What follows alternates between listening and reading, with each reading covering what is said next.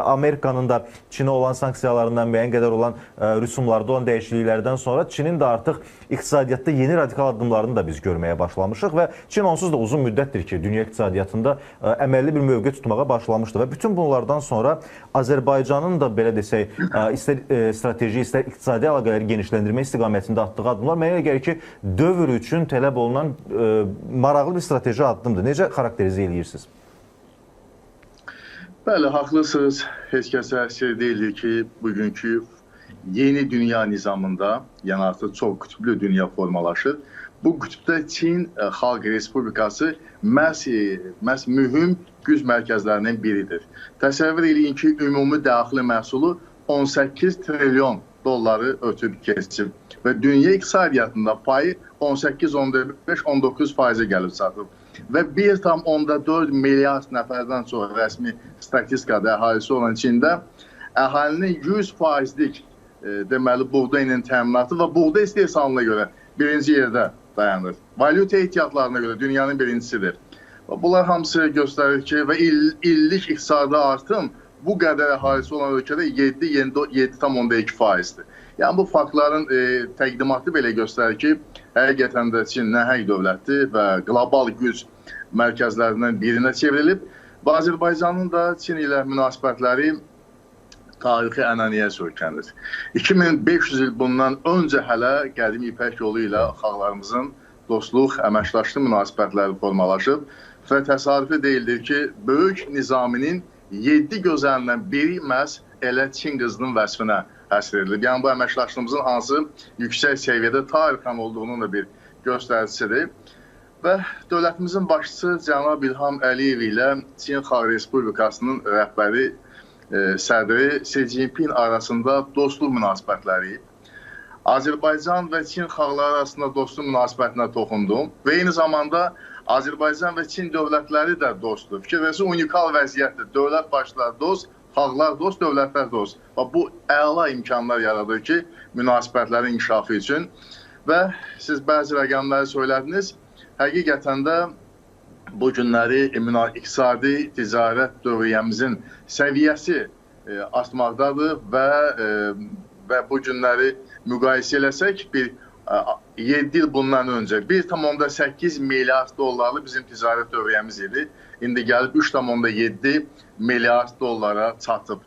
Və həm də o məlum oldu ki, bunu Cənab Prezidentin Sinxua Agentliyinin müsahibəsində vurğuladı ki, potensial daha böyükdür. Biz daha böyük işlər görə bilərik və haqlısınız. Bəli, bizim xarici ticarət tərəfdaşlarımız arasında birinci yerdə bu İtaliyadır, bu neft qazla bağlıdır.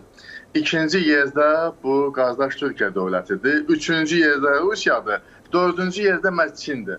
Amma Çinin bu artan əməkdaşlıqla bağlı vəziyyətimiz və Çin-Azərbaycan münasibətlə inkişaf dinamikası göstərir ki, Çin mövqelərini daha da möhkəmləndirə bilər və artıq bizim idxalımızda Çin birinci yerə keçib və Azərbaycanın bütün idxal məhsulları içərisində faiz baxımından 17,7% məhz Çinin payına düşür ki, bu böyük göstəricidir. Ancaq bir həqiqəti söyləmək lazımdır ki, Çini yaxşı tanıyanlar onu bilirlər və bu bir həqiqətdir ki, Çin dövləti bir dövlətlə münasibət quranda və onu inkişaf etdirmək istəyəndə sadə bir sual verir. Siz vahid Çin ideyasını qəbul edirsiniz, yoxsa yox? Vahid Çin ideyasını. Bu Azərbaycan dövləti, onun siyasi rəhbərliyi hələ 1994-cü ildə Ulu Öndər Heydər Əliyev Çinə səfəri zamanı bütün bu sualların cavabı verilib və məlum olub ki, bəli, Azərbaycan dövləti Çinin ərazi bütövlüyünü, suverenliyini tanıyır, müdafiə edir. Təkcə iki tərəfli formatda deyil, beynəlxalq müstəvidə də və biz vahid Çin ideyasını qəbul edirik, onu müdafiə edirik. Bu Çin üçün strateji əhəmiyyətli məsələdir.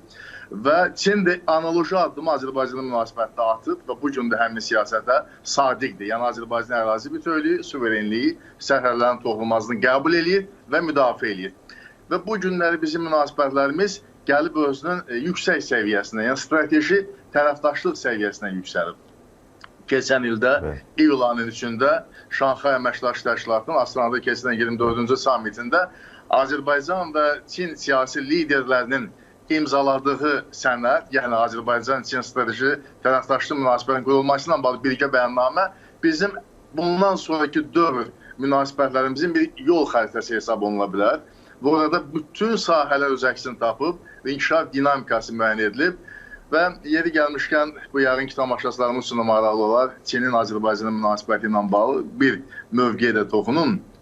Çin Xalq Respublikasının sədri cənab Si Jinping, Azərbaycan prezidenti cənab İlham Əliyev 2015-ci ildə bu dövlətdə dövlət səfərində olarkən çox maraqlı bir ifadə işlətdi.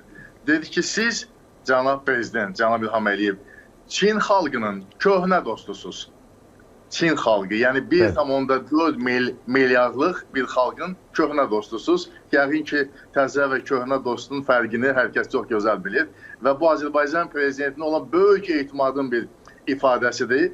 Həm də Azərbaycan prezidenti də söylər ki, cənab Si Jinping, siz Azərbaycanı çox gözəl tanıyırlar, çox yüksək dəyərləndirirlər. Yəni, münasibətlərimiz bu səviyyədədir və təbii ki, cənab prezidentin Çin Xalq Respublikasına bu dövlət səfəri ikitərəfli münasibətlərimizin keyfiyyətcə yeni müstəviyə çıxması üçün yeni imkanlar pəncərəsi açacaqdır.